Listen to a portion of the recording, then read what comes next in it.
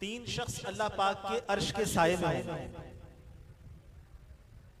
अर्ज की गई कि या रसूलल्लाह सल्लल्लाहु अलैहि वसल्लम वो कौन लोग होंगे? फरमाया जिसको रोज़े क़यामत अर्श का साया मिलेगा कि जब कोई शेल्टर नहीं होगा, कोई साया नहीं होगा। आका अलैहिस्सलातु वस्सलाम इरशाद फरमाते हैं कि तीन लोग ऐसे होंगे कि उस क़यामत के दिन के जब कोई शेल्टर नहीं होगा, साया नहीं होगा, तो तीन ऐसे लोग होंगे कि जिनको अर्श का साया मिलेगा। वो खुशनसीब कौन होंगे? आका फरमाते हैं नंबर एक, वो शख्स जो मेरे उम्मती की परेशानी दूर करे। दूसरा, मेरी सुन्नत को जिंदा करने वाला। तीसरा, मुझ पर कसरत से दुरूद पाक पढ़ने वाला। सुभान अल्लाह। शाफ़ई रोज़े जज़ा, तुम पे करोड़ों दुरूद। दाफ़ई जुमला बला, तुम पे करोड़ों दुरूद। आइए बरकतें हासिल करने के लिए दुरूद पाक पढ़ भी लेते हैं और कोशिश करें कि दुरूद पाक को अपने रूटीन में, अपने मामूलात में शामिल रखें। सल्लु अलल हबीब सल्लल्लाहु अला मुहम्मद सल्लल्लाहु अलैहि वसल्लम। आज रबीउस सानी की 12वीं शब है और जो दिन हमने गुजारा ये 11 रबीउस सानी है। और 11 रबीउस सानी को खुसूसियत के साथ जो निस्बत है वो पीरों के पीर, रोशन ज़मीर, महबूब सुबहानी, कुतुब रब्बानी, शहबाज लामकानी, रोशन क़िंदी लानी, आरिफ मारिफानी, वाक़िफ़ असरार रब्बानी, पीर पीरा, मीर मीरा, शेख अब्दुल कादिर जीलानी क़ुद्दस सिर्रहुन नूरानी से निस्बत है। अल्हम्दुलिल्लाह आशिकाने गौसे आज़म ने कल की जो रात गुजरी 11वीं शरीफ बड़ी धूमधाम से मनाई। दावत इस्लामी के तहत 11वीं शरीफ के इज्तिमाआत भी हुए। कसीर आशिकाने रसूल ने हुजूर गौसे आज़म रहमतुल्लाह अलैह के ईसाले सवाब के लिए नियाज़ें भी की, रोज़े भी रखे। अल्लाह पाक हम सबको सय्यदी गौसे आज़म रहमतुल्लाह अलैह का फैज़ान और बरकतें नसीब फरमाए। आप सबको भी अर्ज़ करूँगा कि अपने घर में भी हर महीने कोशिश किया करें कि 11 तारीख को कुछ ना कुछ नियाज़ गौसे आज़म का 11वीं शरीफ की नियाज़ का एहतमाम किया करें कि मुश्किलें होंगी सारी दूर तेरी, सिद्क़े दिल से गौस की कर दे नियाज़। रखता है जो गौसे आज़म से नियाज़, होता है खुश उससे मौला बेनियाज। साजो सामा की नहीं तखसीस कुछ, जो मुयस्सर हो उसी पर दे नियाज। जमीले कादरी होशियार बाश, उम्र भर छूटे ना तुझसे ये नियाज। अल्लाह पाक ने चाहा तो इंशाअल्लाह उल करीम गौसे पाक की बरकतें मिलती रहेंगी, घर में भी खैर व बरकत रहेगी। हजरत हाफिज अबुल अब्बास अहमद रहमतुल्लाह अलैह फरमाते हैं कि मैं हजरत अल्लामा अब्दुर रहमान इब्ने जौज़ी रहमतुल्लाह अलैह के साथ एक मरतबा हुजूर गौसे पाक रहमतुल्लाह अलैह के बयान के इज्तिमा में हाजिर हुआ। गौसे पाक रहमतुल्लाह अलैह बयानात फरमाया करते थे और जब आपने ये बयानात का सिलसिला शुरू फरमाया तो शुरू में चंद एक लोग हुआ करते थे, लेकिन फिर ये तादाद बढ़ते बढ़ते बढ़ते बढ़ते 70,000 बल्कि इससे भी ज्यादा पहुंच गई। अच्छा, गौसे आजम रहमतुल्लाह अलैह की बड़ी प्यारी करामत ये भी है कि ज़ाहिर पहले स्पीकर नहीं थे, माइक नहीं था, कोई सिस्टम ऐसा नहीं था, साउंड सिस्टम नहीं था। गौसे आजम रहमतुल्लाह अलैह बयान फरमाते तो जिस तरह से आपके इज्तिमा में शरीक जो सबसे आगे बैठा होता, जिस तरह से वो आपकी आवाज को क्लियरली सुना करता, सबसे पीछे बैठने वाला भी गौसे पाक रहमतुल्लाह अलैह का बयान उसी तरह बिल्कुल साफ सुना करता जिस तरह आगे वाला सुना करता था। तो ये आवाज का पहुंचाना ये भी गौसे पाक रहमतुल्लाह अलैह की बड़ी प्यारी करामत है। बहरहाल फरमाते हैं कि हुजूर गौसे आजम रहमतुल्लाह अलैह के बयान के इज्तिमा में हाजिर हुआ। एक कारी साहिब ने कुरान करीम की तिलावत की। तिलावत के बाद हुजूर गौसे पाक रहमतुल्लाह अलैह ने वाज का आगाज किया और जो तिलावत की गई आयत करीमा थी उसमें से एक आयत की तफसीर बयान की, उसका एक माना बयान फरमाया। हजरत अबुल अब्बास रहमतुल्लाह अलैह फरमाते हैं कि मैंने अल्लामा इब्ने जौज़ी रहमतुल्लाह अलैह से पूछा, यानी गौसे पाक रहमतुल्लाह अलैह की जो इज्तिमा होता था, इल्मी मजलिस होती थी, उसमें कई उलमा भी शरीक हुआ करते थे। तो कहते हैं कि मैंने अल्लामा इब्ने जौज़ी रहमतुल्लाह अलैह से पूछा कि क्या आपको इस तफसीर का इल्म था? उन्होंने जवाब दिया हाँ, मुझे ये तफसीरी कौल मालूम है। फिर हुजूर गौसे पाक रहमतुल्लाह अलैह ने उसी आयत करीमा की दूसरी तफसीर बयान की। हजरत अबुल अब्बास रहमतुल्लाह अलैह फरमाते हैं कि मैंने फिर अल्लामा इब्ने जौजी रहमतुल्लाह अलैह से पूछा कि क्या यह तफसीर आपको मालूम है? उन्होंने कहा हाँ मुझे मालूम है। फिर तीसरी तफसीर बयान की। मैंने फिर पूछा कि क्या यह तफसीर आपको पता है? कहते हैं कि ये मुझे पता थी। फिर गौसे पाक रहमतुल्लाह अलैह ने उसी आयत करीमा की चौथी, पांचवी, छठी, यहाँ तक के 10 तफसीरें बयान कर दी। मैं हर तफसीर के बाद अल्लामा इब्ने जौजी रहमतुल्लाह अलैह से पूछता कि क्या ये तफसीर आपको मालूम है? तो वो हर मर्तबा यही जवाब देते कि ये तफसीर मुझे मालूम है। हत्ता के गौसे पाक रहमतुल्लाह अलैह ने उसी आयत की 11वीं तफसीर बयान फरमाई। इस बार भी मेरे पूछने पर अल्लामा इब्ने जौजी रहमतुल्लाह अलैह का जवाब वही था कि हाँ मुझे ये तफसीर मालूम है। और 11वीं के बाद हुजूर गौसे आजम रहमतुल्लाह अलैह ने उसी आयत करीमा की 12वीं तफसीर बयान फरमाई। अल्लामा इब्ने जौजी रहमतुल्लाह अलैह से पूछा कि क्या आपको ये तफसीर मालूम है? तो वो इनकार में सर हिलाते हुए कहते नहीं, ये तफसीर मेरे इल्म में नहीं। और फिर गौसे पाक रहमतुल्लाह अलैह ने उसी आयत की 13वीं तफसीर बयान फरमाई, फिर 14वीं बयान फरमाई, फिर 15वीं, फिर 16वीं, इसके बाद 20 तफसीरें, फिर 25, यहाँ तक के तफसीरों की तादाद 30 पहुंच गई। और 11वीं, हर 11वीं तफसीर के बाद अब अल्लामा इब्ने जौजी रहमतुल्लाह अलैह का जवाब यही होता कि मैं इस तफसीर से वाकिफ नहीं, ये तफसीर मेरे इल्म में नहीं। 30 तफसीरें बयान फरमाने के बाद हुजूर गौसे पाक रहमतुल्लाह अलैह ने उस आयत की मजीद तफसीरें बयान फरमाना शुरू की। यहाँ तक कि उसी एक मजलिस में गौसे पाक रहमतुल्लाह अलैह ने उस एक आयत करीमा की 40 तफसीरें बयान की। और हर तफसीर के साथ उसके मुफस्सिर का नाम भी बयान फरमाते रहे। जबकि अल्लामा इब्ने जौजी रहमतुल्लाह अलैह 11वीं तफसीर के बाद हर तफसीर पर यही जवाब देते रहे कि तफसीर मेरे इल्म में नहीं। तो गौसे पाक रहमतुल्लाह अलैह जबरदस्त आलिम दीन भी है, जबरदस्त आलिम दीन भी है कि मुफ्ती शरा भी है, काजी मिल्लत भी है, इल्मे असरार से माहिर भी है अब्दुल कादिर, मजहरे अज़मते गफ्फार हैं गौसे आजम, मजहरे रिफ़अते जब्बार हैं गौसे आजम, कि नाइबे अहमदे मुख्तार हैं गौसे आजम, सब वलियों के सरदार हैं गौसे आजम, मेरे मुर्शिद मेरी सरकार हैं गौसे आजम, मेरे रहबर मेरे गमखार हैं गौसे आजम। अल्लाह पाक ने मेरे गौसे आजम रहमतुल्लाह अलैह को जो मकाम और मर्तबा अता फरमाया, सुभान अल्लाह। आइए मिलकर हुजूर गौसे पाक रहमतुल्लाह अलैह के नारे लगाते हैं। इससे इंशाअल्लाह करीम दिल में गौसे पाक की मोहब्बत बढ़ेगी। आइए मिलकर नारा लगाते हैं, अल्लाह की रहमत है बाइस बरकत, है साहिब इज्जत, है बहर सखावत, दरियाए करामत, तंजाए मुसीबत।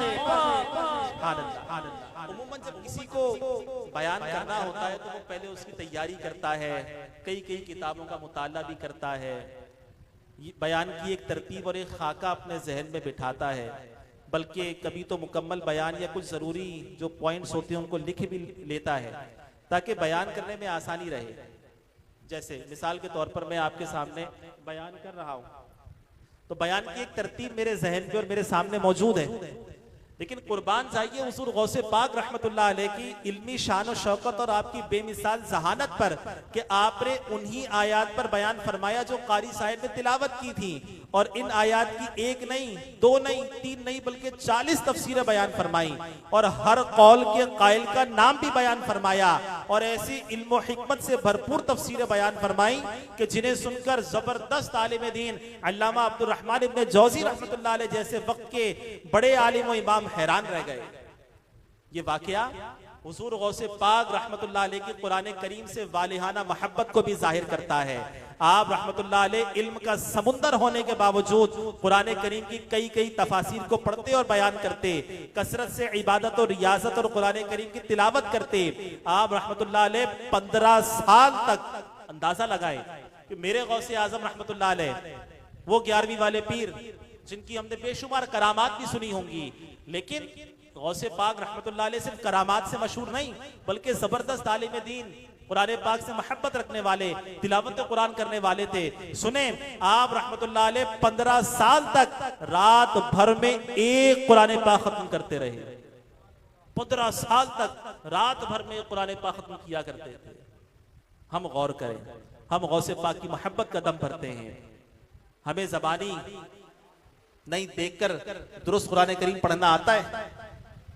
घर में गाड़ी हो, गाड़ी चलाना आए ना, इसके बावजूद अगर गाड़ी चलाना ना आता हो तो बाकायदा ड्राइविंग कोर्स कर लिया जाता है, भारी भारी फीसें अदा की जाती हैं, जल्द से जल्द ड्राइविंग सीखने की कोशिश की जाती है। इसी तरह शुरू में मोबाइल चलाना नहीं आता था, लेकिन लोगों से पूछ पूछ कर ये भी सीख लिया, किसी से पूछने में कोई शर्म नहीं आई।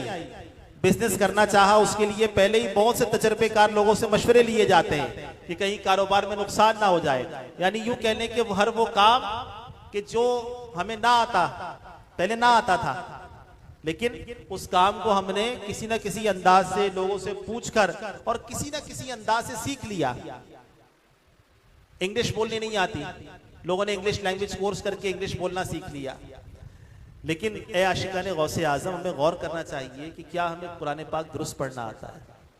यूं तो आज ज़ाहिर है कि मदरसतुल मदीना से ताल्लुक़ रखने वाले बच्चे भी मौजूद हैं, उनके सरपरस्त भी मौजूद हैं, तो बच्चे तो किसी न किसी अंदाज से कुरान पाक पढ़ ही रहे हैं, मदरसे में कुरान पाक नाजरा पढ़ रहे हैं, कुरान पाक हिफ्ज़ कर रहे हैं। लेकिन आज चूंकि मेरे मुखातिब जिन मुखातिब स्पेशली वो बच्चों के वालिदैन हैं, मैं आपकी खिदमत में अर्ज करूंगा, ए आशिकाने गौसे आज़म, हमें चाहिए कि न सिर्फ खुद तिलावत कुरान की आदत बनाएं, बल्कि अपने घर वालों, दोस्त, अहबाब, दीगर मुसलमानों को तिलावत कुरान करने की दावत दें। और अगर कुरान करीम पढ़ना नहीं आता तो दावत इस्लामी के तहत अल्हम्दुलिल्लाह रब्बिल आलमीन मुख्तलिफ मसाजिद में मदरसतुल मदीना बालिगान लगाए जाते हैं शाह की नमाज के बाद। आप कोऑर्डिनेशन कर लें अपनी मस्जिद के इमाम साहब से, मस्जिद के जिम्मेदार से, जो दावत इस्लामी के जिम्मेदार हैं, उनसे कोऑर्डिनेशन कर लें, राब्ता कर लें।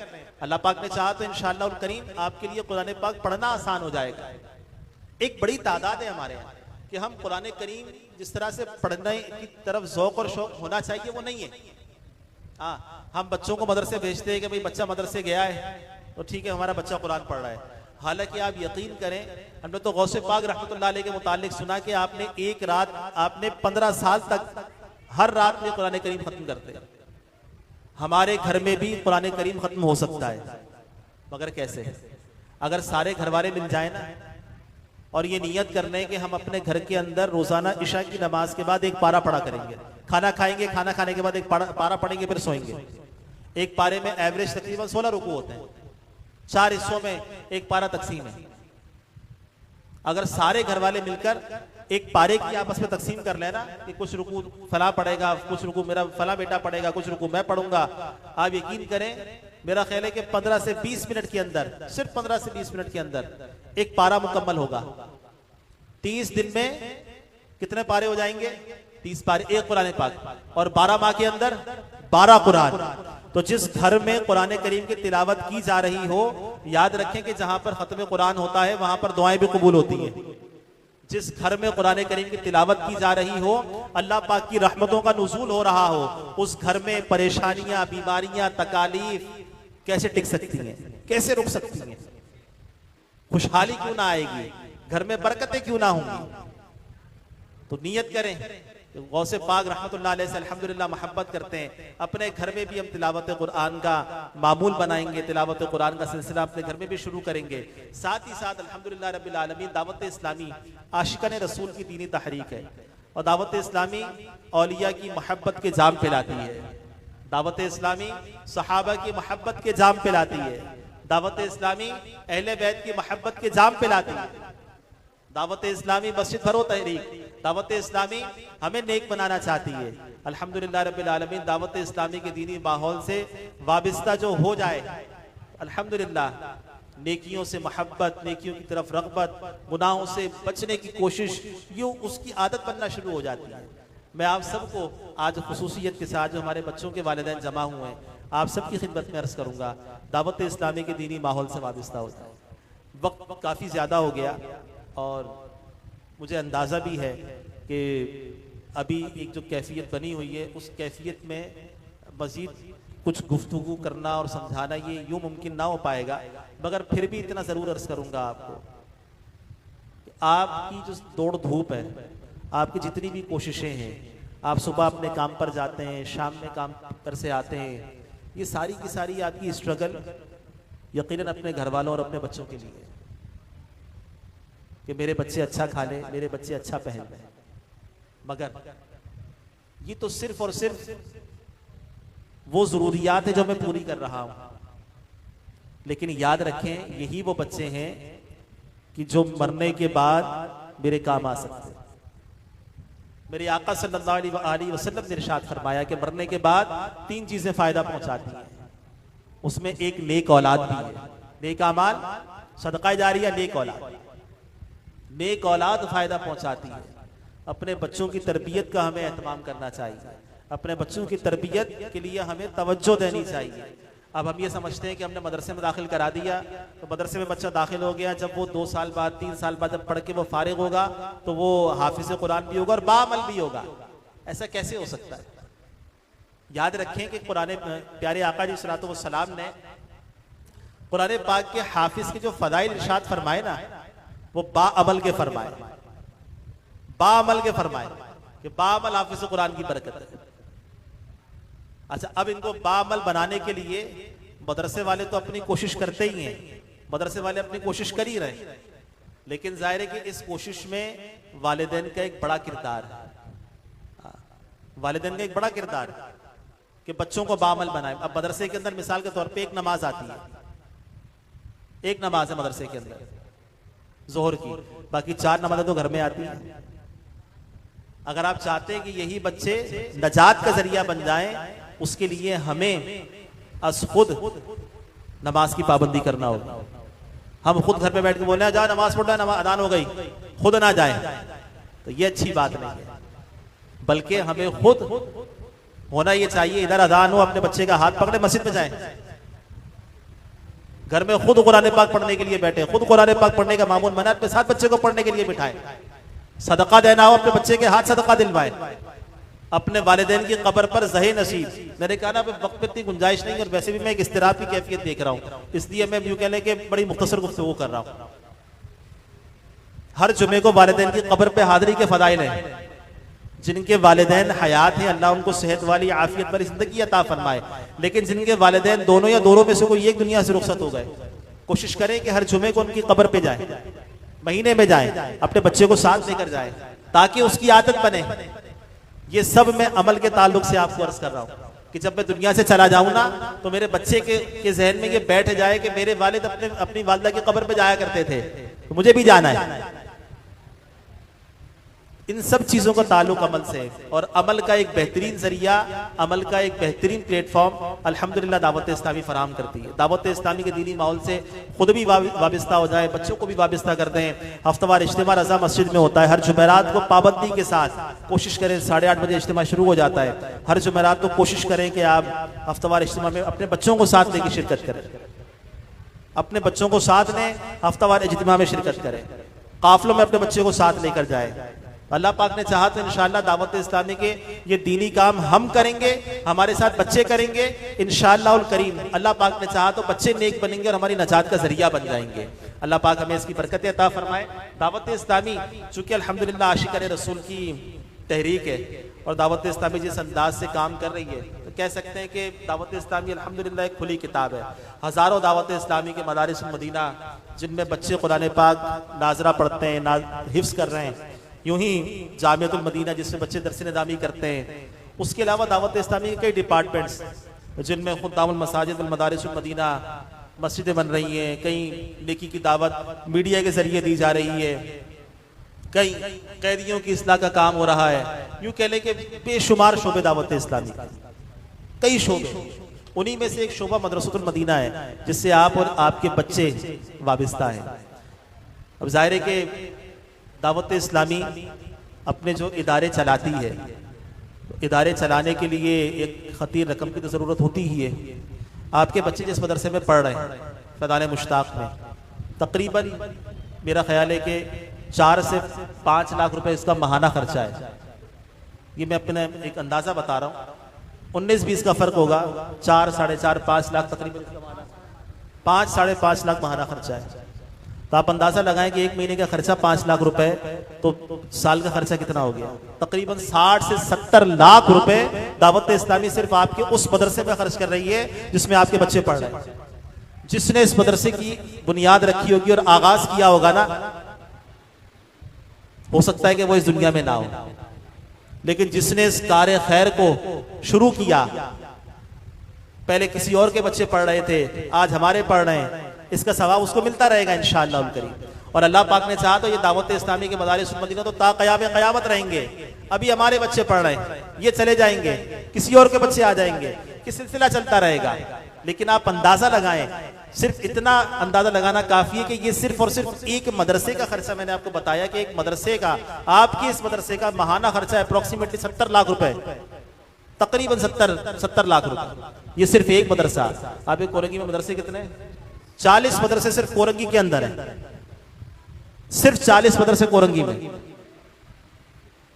एक मदरसे का 70 लाख, अगर 40 का लगाए 70 लाख तो कितने करोड़ तक बात चली गई। और इस वक्त कराची में अल्हम्दुलिल्लाह रब्बिल आलमीन दावत इस्लामी के, मैं सिर्फ एक शोबे की बात कर रहा हूँ, दीगर शोबों की बात नहीं कर रहा, सिर्फ एक शोबे की बात कर रहा हूँ। कराची में इस वक्त अल्हम्दुलिल्लाह रब्बिल आलमीन दावत इस्लामी के हिफ्ज़ो नाज़रा के तकरीबन 700 मदारिसुल मदीना है, 700 ब्रांचेस, और एक मदरसे का सालाना खर्चा 70 लाख रुपए हो तो 700 ब्रांचेस का खर्चा कितना होगा सालाना? तकरीबन 1 अरब से ज्यादा खर्चा। एक महीने का 700 मदारिसुल मदीना का खर्चा तकरीबन 7 करोड़ रुपए।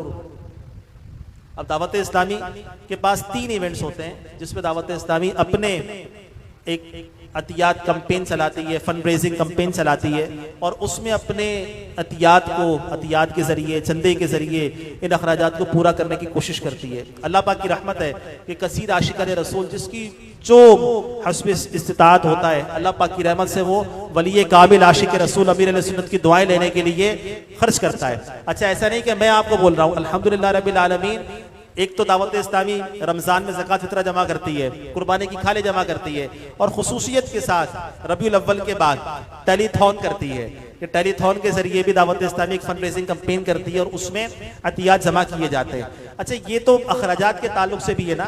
आप यकीन करें कि आपका ये सच्ची बात तो ये कि तो पैसे की खुशनसीबी है कि वो अच्छे काम में लग जाए। ये तो हमारे पैसे का नसीब कि वो अच्छी जगह लग गया। यहां मैं आपको एक बात और अर्ज करूंगा, अल्लाह पाक की रिजा के लिए, अल्लाह पाक की रिजा के लिए अल्लाह पाक की राह में माल खर्च करना, यह भी अल्लाह पाक को महबूब है। कि अल्लाह पाक का दिया हुआ माल जब बंदा अल्लाह पाक की राह में खर्च करता है, अल्लाह पाक इसको पसंद फरमाता है। यहां तक के अल्लाह पाक ने कुरान मजीद फुरकान हमीद में इरशाद फरमाया, मौज़ल्लज़ी युक़रिदुल्लाह क़र्ज़न हसना, इस राह खुदा में खर्च करने को अल्लाह पाक ने कर्ज हसना से ताबीर फरमाया है।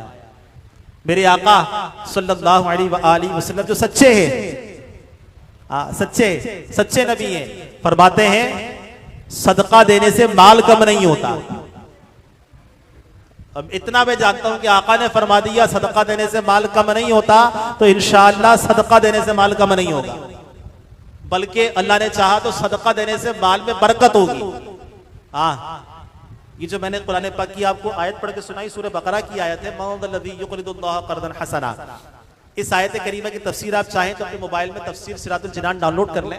इसकी तफसीर में लिखा है, बड़ी उस तफसीर की बिल्कुल आखिरी जो लाइन है उसमें लिखा है कि आप लाखों गरीबों का सर्वे करें तो पता चलेगा कि उनकी अक्सरियत सदका व खैरात से हाथ रोकती है। लाखों अमीरों का सर्वे कर लें, पता चलेगा कि उनकी अक्सरियत सदका व खैरात कसरत से करती है। तो यूं कह लें कि जो राय खुदा में खर्च किया जाता है, अल्लाह पाक उसके माल में बरकत अता फरमाता है, उसके माल में मजीद बरकत होती है। और फिर आका ने तो फरमा दिया कि सदका देने से माल कम नहीं होता। मैंने दावत इस्लामी के सिर्फ एक शोबे का बल्कि आप ही के मदरसतुल मदीना के ताल्लुक से अर्ज कर दिया कि दावत इस्लामी देखिए कैसा जबरदस्त काम कर रही है। अब मैंने कहा ना कि मैं इस्तिराब की कैफियत फील कर रहा हूँ, वरना मैं मजीद इस पे डिटेल में गुफ्तगू करता कि दावत इस्लामी ने अपनी एजुकेशन काउंसिल कायम कर दी है। शायद हमें इस हवाले से अवेयरनेस ना हो, और इस एजुकेशन काउंसिल के तहत दावत इस्लामी के बाकायदा बोर्ड्स हैं, और इस इस्लामिक बोर्ड में कंसुल मदारिस बोर्ड, ये दावत इस्लामी का वो बोर्ड है जो हुकूमत पाकिस्तान से रजिस्टर्ड है अल्हम्दुलिल्लाह। और दावत इस्लामी इस कंसुल मदारिस बोर्ड के तहत अपने मदारिस को इल्हाक करती है। दावत इस्लामी के मदरसतुल मदीना भी कंसुल मदारिस बोर्ड से इल्हाक है। यानी यूं कह लें कि दावत इस्लामी ने, ये तो इस्लामी बोर्ड है, जो एजुकेशनल बोर्ड है, अगर आपको सिर्फ उनके ताल्लुक से अर्ज करूं तो अपने बच्चे को 2.5 साल की उम्र में दावत इस्लामी के हवाले करें, दारुल मदीना में दाखिल करवाएं, वहां से हिफ्स के लिए मदरसतुल मदीना में दाखिल करवाएं। हमारी जो फ्यूचर प्लानिंग है उसके अंदर जब बच्चा हिफ्स करके फारिग होगा तो साथ में मिडिल भी करके फारिग होगा, हिफ्स के साथ उसकी मिडिल होगी। इसके बाद दावत इस्लामी का इदारा जामिअतुल मदीना, वहां पर वो दूसरी क्लास पढ़ते ही उसका मैट्रिक क्लियर हो जाएगा, वहां पर वो दरस निज़ामी मुकम्मल करेगा तो उसको एमए की सनद मिल जाएगी। इसके बाद अगर वो स्पेशलाइजेशन करना चाहता है तो अल्हम्दुलिल्लाह उसके लिए भी इदारे मौजूद है दावत इस्लामी के। दारुल मदीना दावत इस्लामी अल्हम्दुलिल्लाह दारुल मदीना इस्लामिक कॉलेजेस खोल चुकी है। दावत इस्लामी अल्हम्दुलिल्लाह Darul Madina International Islamic University खोल चुकी है और ये तमाम के तमाम इदारे अल्हम्दुलिल्लाह एचईसी से अप्रूव है अल्हम्दुलिल्लाह। तो यूं कह लें कि बच्चा 2.5 साल की उम्र में दावत इस्लामी के दीनी माहौल में आ जाए, इदारे में आ जाए, जब वो पढ़ के फारिग होगा तो उसके पास ग्रेजुएशन का सर्टिफिकेट भी होगा, उसने मास्टर्स भी कर लिया होगा, उसे दरस निज़ामी भी कर लिया होगा, माशरे का बाकिरदार शहरी बन के फारिग होगा इंशाअल्लाह करीम। तो दावत इस्लामी अल्हम्दुलिल्लाह रब्बिल आलमीन कह सकते हैं कि एक रेवोल्यूशन जो ला रही है, रिफॉर्म ला रही है। हम सबको आगे बढ़कर दावत इस्लामी का साथ देना चाहिए। हमारे इस मदरसे में सैकड़ों बच्चे कुरान पाक पढ़ रहे हैं, पढ़ के चले गए, आपके पढ़ रहे हैं। अल्लाह पाक ने चाहा तो ता क़याम क़यामत बच्चे आते रहेंगे, जाते रहेंगे, सिलसिला चलता रहेगा। हमें खुसूसियत के साथ दस्तो बाजू बनना चाहिए और अच्छी अच्छी नियतों के साथ। ये जो टेलीथॉन की कैंपेन है 12 अक्टूबर अगले इतवार को दावत इस्लामी के टेलीथॉन है और इसमें एक यूनिट 10,000 रुपए का रखा। अमीर सुन्नत ने दुआएं भी अता फरमाई। हमारे अपने कारी साहिबान भी अल्हम्दुलिल्लाह एक बड़ी तादाद में अपनी जेब से आशिक रसूल वली कामिल की दुआएं पाने के लिए हिस्सा मिलाते हैं अल्हम्दुलिल्लाह। तो ये तरगीब तो ऐसी है, उमूर खैर के लिए चंदा किया जाता है। तो आप सबकी खिदमत में अर्ज करूंगा, अपनी दावत इस्लामी को हमें मजबूत करना चाहिए। अपनी दावत इस्लामी के लिए अल्लाह पाक की रिजा के लिए अच्छी अच्छी नीयतों के साथ चंदा जमा कराएं, अतियात जमा कराएं, हो सके तो 1 यूनिट जमा करा दें, इससे ज्यादा करा दें। अल्लाह पाक ने जितना आपको नवाजा है अपने जानने वालों से लेकर जमा करवा दें। यकीनन सदका जितने हाथों से होता हुआ गुजरता है हर एक को उतना ही सवाब मिलता है जितना सदका देने वाले को मिलता है। बल्कि मैं तो ये अर्ज करूंगा कि अगर अल्लाह पाक ने तौफीक अता फरमाई है तो जाते जाते भी सदक़े की बड़ी बरकत है। हाँ, सदक़े की बड़ी बरकत है कि सदक़े, हदीस पाक का मज़मून है कि बुराई सदक़े से आगे कदम नहीं बढ़ाती। हो सके तो अभी जाते जाते भी कुछ ना कुछ जमा करवा दे। अल्लाह पाक रहमत की नज़र फरमाए, हमारा यहाँ पर आना अपनी बारगाह में कबूल फरमाए, हमारे बच्चों को हमारे लिए ज़रिया नजात बना दे। आमीन बिजाहि खातमिन नबीयीन सल्लल्लाहु अलैहि व आलिहि वसल्लम। सल्लु अलल हबीब सल्लल्लाहु अला मुहम्मद सल्लल्लाहु अलैहि व आलिहि।